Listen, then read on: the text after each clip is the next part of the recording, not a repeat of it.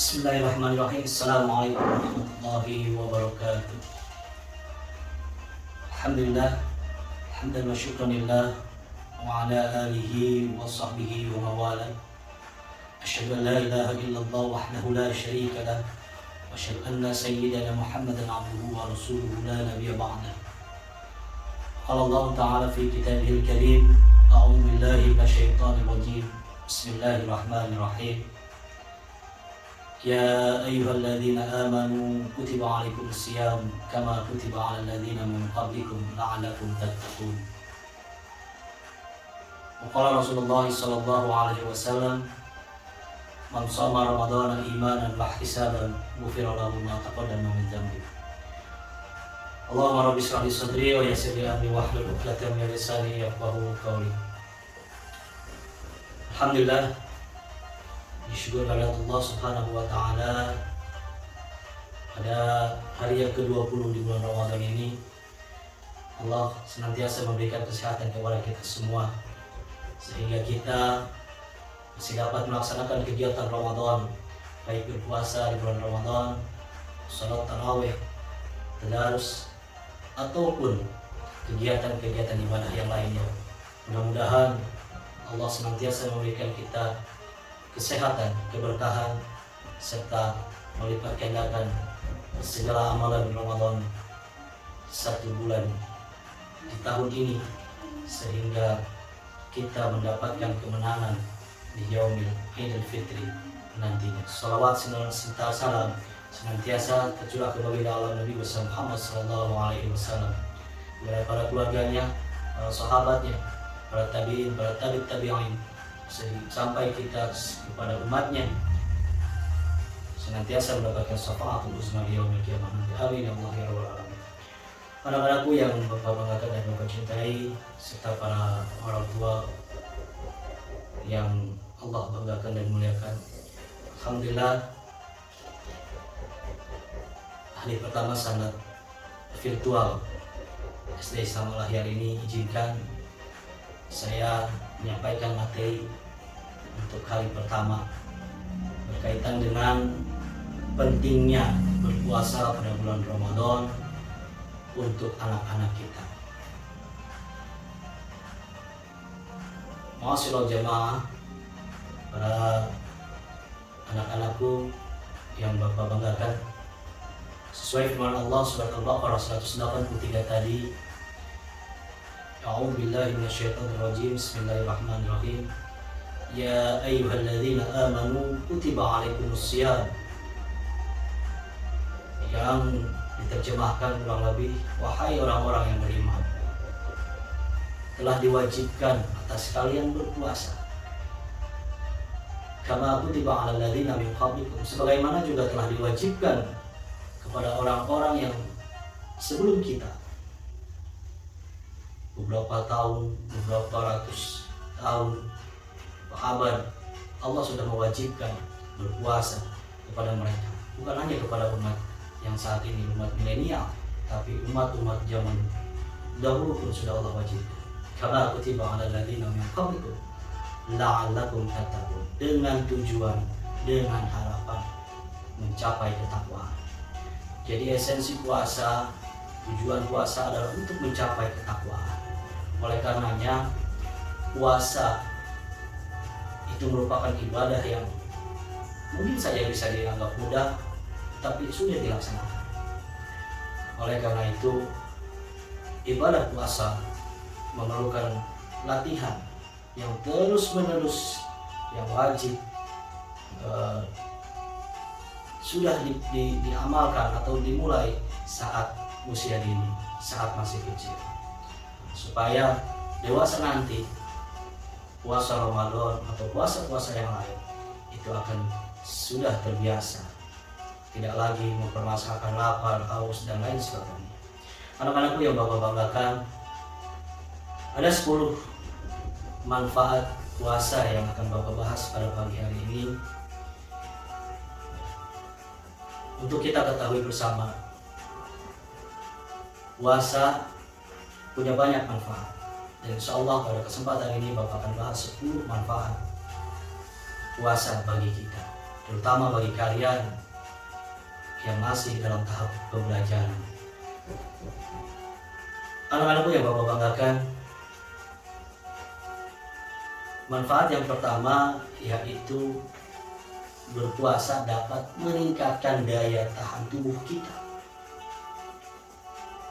Seorang dokter ahli gizi, tentu saja pakar kesehatan, menyebutkan jika berpuasa ternyata bisa memberikan manfaat positif bagi kesehatan anak.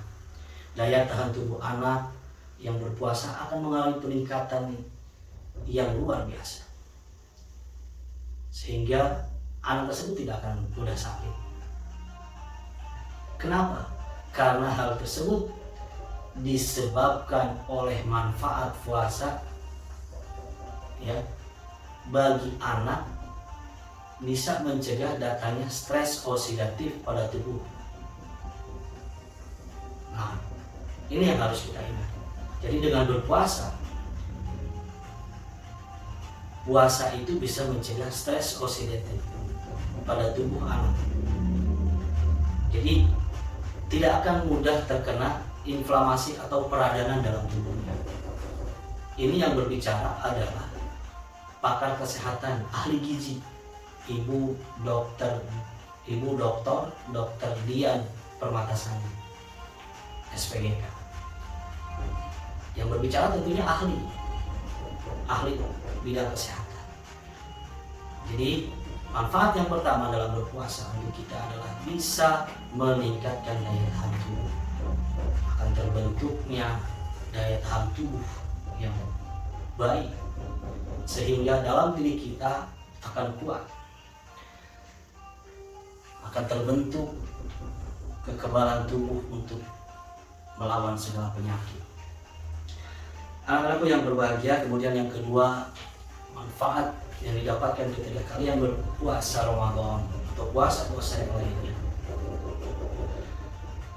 Kalian senantiasa membuang racun dalam tubuh. Membuang racun dalam tubuh. Di dalam tubuh kita terdapat racun yang entah itu masuk melalui makanan, baik yang makanan yang kita konsumsi secara sengaja ataupun mungkin masuk lewat selain makanan, udara yang kita hisap dan lain sebagainya. Nah, momen puasa ini adalah momen ya di mana tubuh kita itu membuang racun.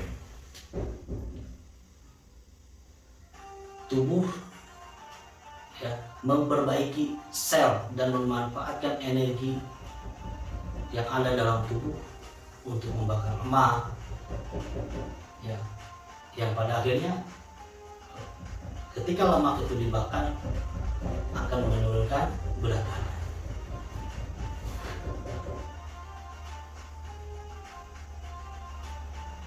Ketika kita menahan haus, lapar, dan hawa nafsu di bulan Ramadan ini, di bulan puasa ini, otomatis ya, pencernaan kita juga mulai beristirahat,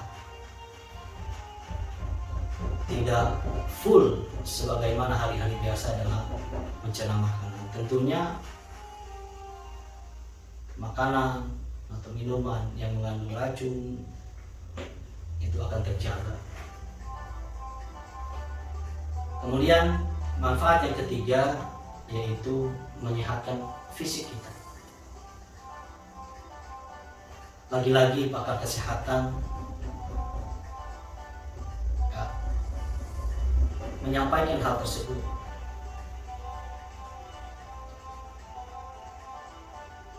Karena ketika pencernaan kita mencerna makanan, berbagai makanan masuk, baik yang sifatnya manis, asam, pahit, baik makanan itu mengandung pewarna makanan, bahan pengawet, perasa buatan, ya, entah itu makannya di rumah, atau di sekolah, atau di jalanan. Nah, zat inilah ya, yang memungkinkan orang yang memakannya akan mudah sakit.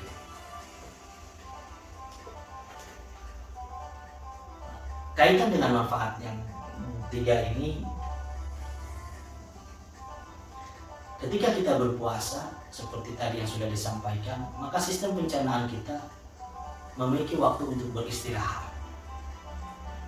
dan menghilangkan zat beracun dalam tubuh atau yang dikenal dengan detoksifikasi melalui urin atau air kencing, kemudian keringat. Detoksifikasi inilah yang akan membuat tubuh kita menjadi lebih sehat secara fisik. Kemudian untuk yang keempat, manfaat yang keempat saat kita berpuasa itu kita senantiasa belajar beribadah di usia dini. Seperti di awal dikatakan bahwa ibadah itu harus senantiasa secara kontinu dimulai dari usia dini, sehingga lama-kelamaan akan terbentuk kebiasaan yang akhirnya sampai dewasa pun, sampai kakek nenek pun kita akan merasakan kebiasaan itu. Sebaliknya, jika tidak dibiasakan, maka kebiasaan itu akan nihil, terbiasa dilakukan walaupun usia kita sudah tua sekali. Kalau kita biasakan berpuasa dari kecil, tidak akan bermasalah ketika kalian usia dewasa sekalipun melihat orang tidak berpuasa di depan mata, senantiasa kalian akan bisa menahan diri kalian karena terbiasa. Tapi sebaliknya, saat kalian tidak terbiasa berpuasa, maka saat dewasa pun kalian akan merasa haus lapar manakala melihat orang lain makan dan minum di depan kalian, padahal kalian dalam keadaan puasa. Tak sedikit kita jumpai sekarang, apalagi di akhir Ramadan ini, orang sudah berkeluarga, orang sudah beranak, bercucu, cicit, mereka dengan bangganya makan dan minum di luar, sementara lingkungan kita adalah lingkungan Ramadan yang Allah wajibkan berpuasa selama 30 hari. Tidakkah kita malu 11 bulan lamanya kita diberikan keluasan oleh Allah untuk makan dan minum apapun yang baik untuk dimakan dan diminum, tapi 1 bulan Ramadan Allah minta untuk kita berpuasa, tapi dengan bangganya merokok, makan dan minum di luar, tidak mempedulikan lingkungan kita berpuasa. Nauzubillah, summa nauzubillah. Nah, mudah-mudahan dengan kebiasaan kita dari kecil, maka kita akan terbentuk manusia jiwa yang taat kepada Allah Subhanahu wa Ta'ala. Ingat, ini perintah bukan hanya dari Pak RT, ini bukan perintah dari Pak RW, ini perintah dari Allah Subhanahu wa Ta'ala. Allah yang menciptakan langit dan bumi, Allah yang menciptakan kita, Allah yang menciptakan dunia ini beserta isinya, bahkan Allah menciptakan surga dan neraka. Allah lah yang memerintah kita untuk berpuasa, Allah yang memerintah kita untuk sholat. Kalaulah Pak RT yang memerintah, ketika kita mengabaikan perintah Pak RT bisa saja marah. Begitu juga Allah bisa marah, tapi kemarahan Allah tidak langsung dibayarkan pada saat itu juga. Ingat, karena Allah memiliki surga dan neraka, dunia dan akhirat. Akan Allah balas nanti perbuatan-perbuatan kita, kelalaian kita saat di akhirat nanti. Allah buktikan dengan memberikan azab-azab kepada orang-orang yang tidak menuruti perintah-perintah Allah. Auzubillah, summa auzubillah. Anak-anakku yang Allah banggakan, Bapak harapkan kita semua terbiasa dengan belajar beribadah sejak dini. Manfaat yang kelima yaitu menyehatkan mental kita, menyehatkan mental anak. Momen puasa, momen yang tepat untuk mengajarkan anak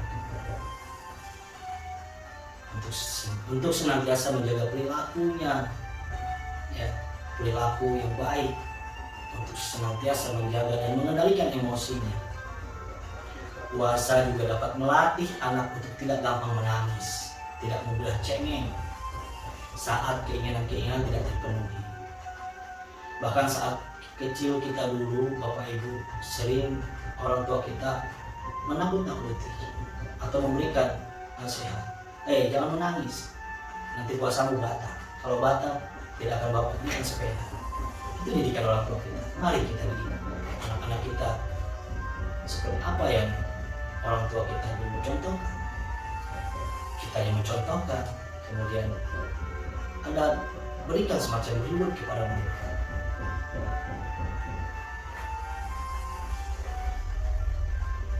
Anak tidak akan mudah cengeng saat mereka terbiasa berpuasa.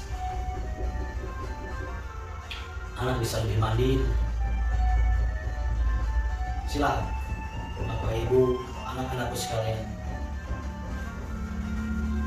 praktekkan dengan cara belajar menahan lapar dan haus agar kalian bisa mengendalikan diri kalian. Kemudian manfaat yang lainnya juga, puasa dapat membentuk pribadi yang disiplin.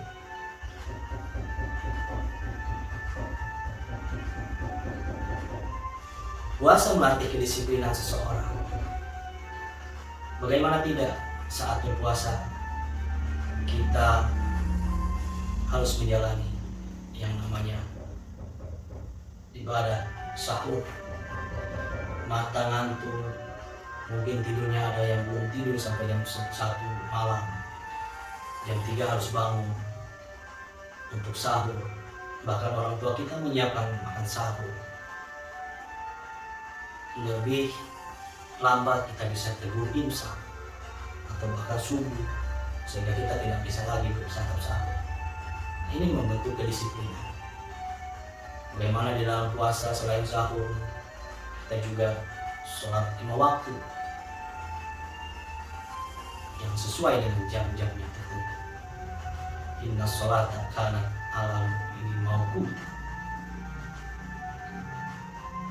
Kemudian selain sholat,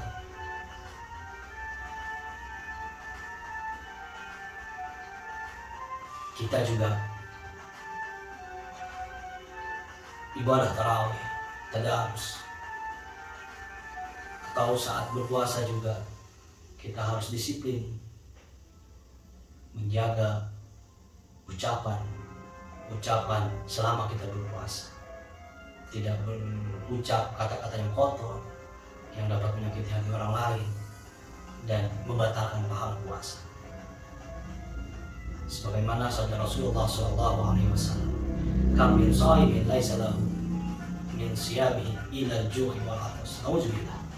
Berapa banyak, kata Nabi, yang berpuasa tidak mendapatkan pahala puasanya kecuali haus dan lapar. Nauzubillah. Jadi dengan berpuasa kita akan terbentuk pribadi yang disiplin. Begitu juga buka puasa. Allah sudah mengaturnya, yaitu pada saat waktu maghrib. Ini artinya Allah sudah mengatur waktu dan kita senantiasa dibentuk untuk menjadi pribadi yang disiplin. Manfaat yang ketujuh, menumbuhkan rasa empati pada diri seorang shahid atau yang berpuasa. Bagaimana tidak, orang kaya dalam kehidupan sehari-harinya bergelimang harta, banyak makanan, bisa membeli makanan yang enak, yang mahal, tapi saat berpuasa harus menahan lapar, haus. Sama dengan mereka yang dalam keadaan miskin, tidak seberuntung mereka yang kaya.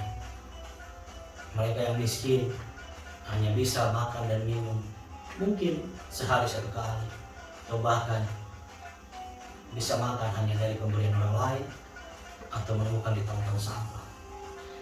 Nah, oleh karena itu, bagi si kaya yang mampu membeli makanan yang mahal, yang enak, yang lezat, berpuasa bisa merasakan bagaimana pedihnya yang dirasakan oleh kaum miskin.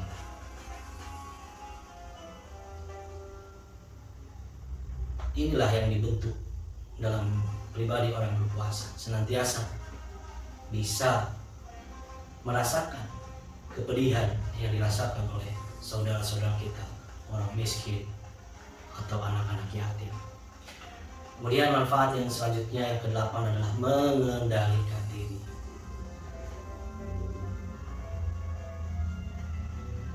Anak-anakku yang Bapak banggakan, kendalikan diri kalian saat kalian berpuasa.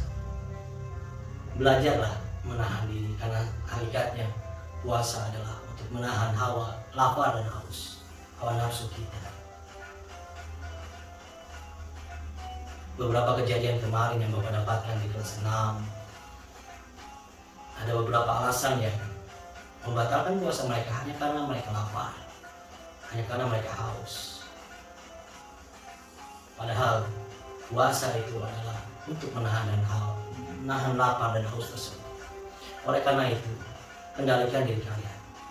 Sekiranya bisa membuat diri kalian haus, sekiranya bisa membuat diri kalian lapar, jauhilah kegiatan tersebut.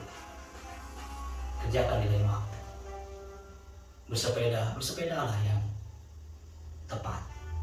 Bersepeda saat ngabuburit misalkan. Jangan bersepeda saat siang hari panas terik matahari. Kendalikan diri kalian. Kenali kegiatan-kegiatan kalian. Mana yang kegiatan yang bisa membatalkan puasa, mana kegiatan yang bisa membuat kalian lebih bertahan menahan batalnya puasa di hari Ramadan. Manfaat yang ke-9 yaitu rendah hati. Dengan berpuasa diharapkan kita dapat merendah hati, berakhlak yang baik, tidak sombong. Kemudian yang ke-10 yaitu meningkatkan keimanan kita.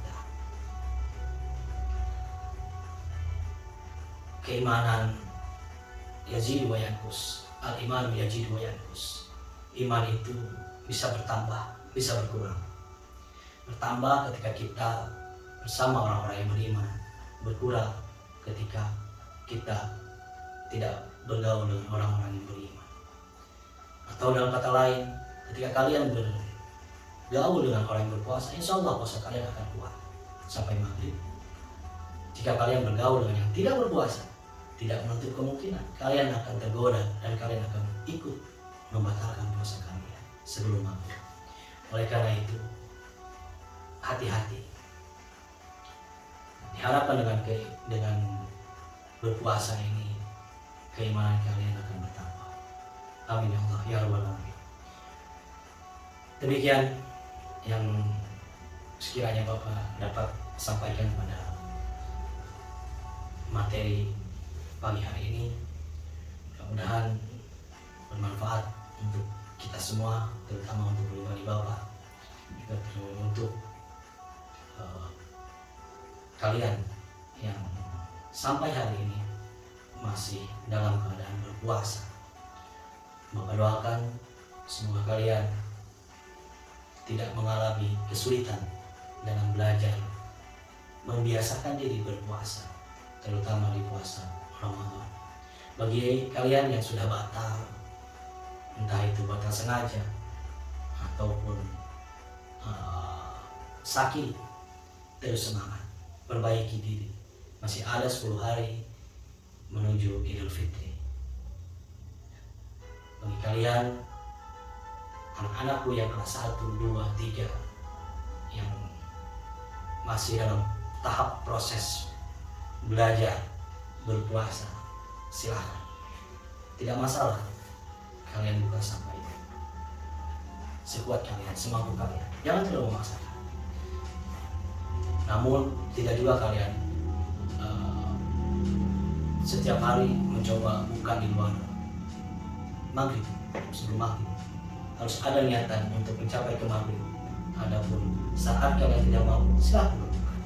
Tapi bagi kelas 4, 5, dan 6 sudah saatnya kalian berjuang berjuang untuk mengendalikan diri kalian.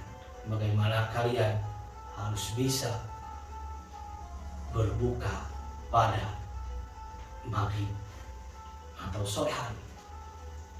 Jangan lagi ada yang buka jam 7 pagi, jam 8 pagi.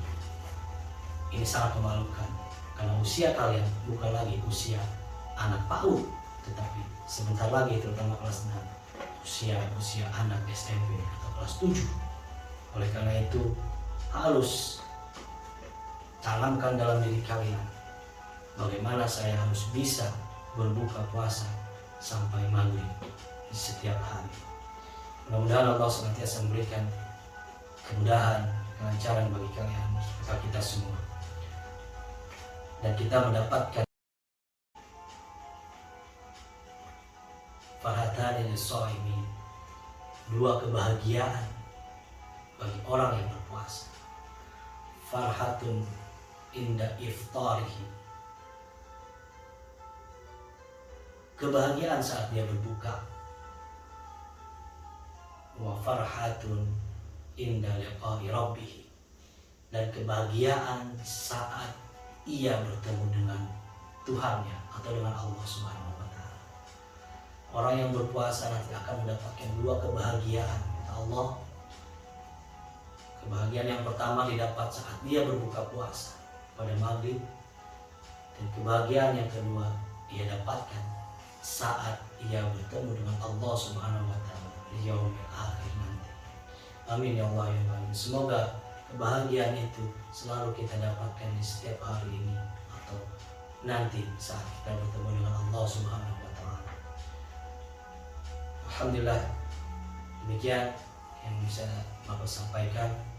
Kurang lebihnya mohon maaf apabila ada kata-kata yang menyinggung perasaan atau tidak layak. Itu semata-mata kekurangan dari Bapak secara pribadi.